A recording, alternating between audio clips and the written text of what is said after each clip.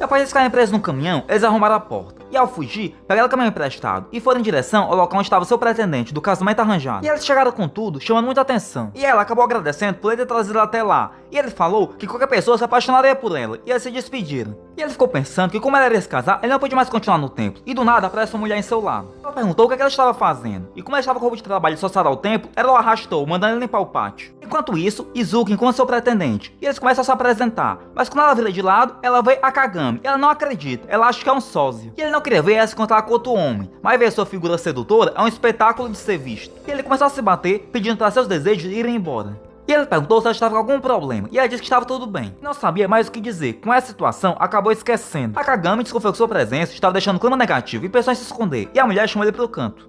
Do nada, ele apareceu no meio dos dois, dizendo que o casamenteiro ficou doente, e ele foi lá para substituí-lo. E como o clima não estava nada bem, ele decidiu bancar o cupido. E ele começou, chamando os dois de Milady e Milord.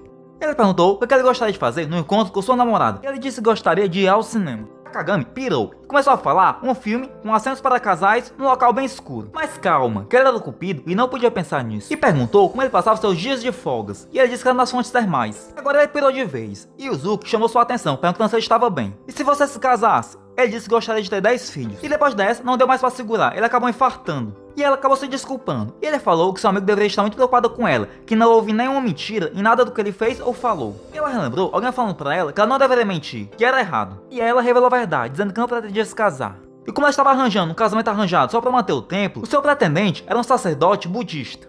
E era muito simples, ela se tornava noiva dele até virar uma monja, e antes dos 3 anos ela terminava. E isso pareceu um golpe, e ela falou que ele teria a chance de sonhar em se casar com uma bela jovem durante todo esse tempo.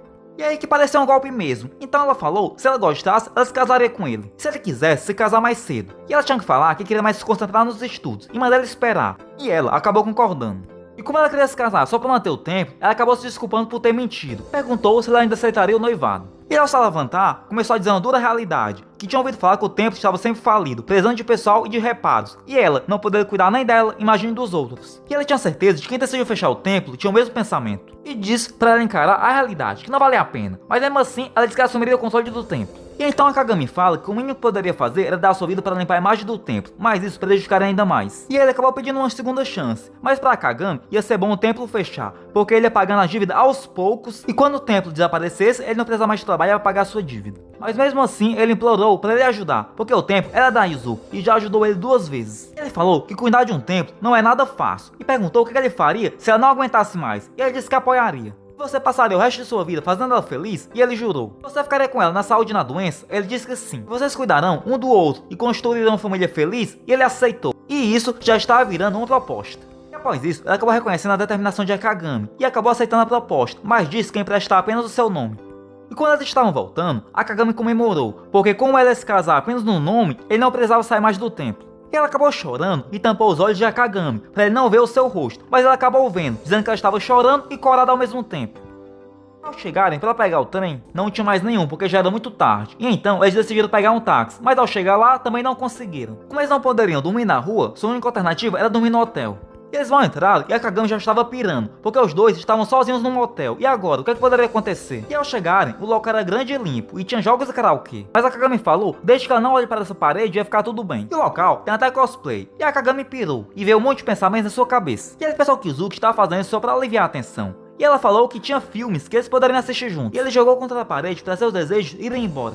E após isso, o clima estava muito tenso, e ela falou que ele poderia tomar banho primeiro. Enquanto ela estava tomando banho, ele pensou que o Izuki não tentaria seduzir ele, e enquanto isso, ela estava interessada era em outra coisa. Quando ele sai do banheiro, ela toma um susto, e ele pergunta se aconteceu alguma coisa, e ela disse que ia tomar banho. E ele estava muito desconfiado, mas ao abrir a televisão, ele teve certeza que era vídeo de sacanagem. E ela ficou pensando que foi para isso que ela mandou ele tomar banho primeiro, para ela ficar assistindo. E 2 vozes apareceram em sua cabeça, incentivando ele, para eles subirem a escada da vida adulta juntos. E ele não sabia o que fazer, e disse que ia proteger ela dele mesmo. E ela ao tomar banho, ficou muito envergonhada, porque ela tinha agido na empolgação. Acabou pensando nele, no que ele tinha feito pra ela, e então decidiu, se ele vinha atrás dela, ele ia liberar. E ela ao sair do banheiro, encontra ele amarrado. E ele disse pra ela não se preocupar, que nenhum mal ia acontecer a ela. E ela foi lá e tampou os olhos dele, e foi direto pra cama sozinha. E agora, ele ficou se perguntando, como é que ele iria no banheiro?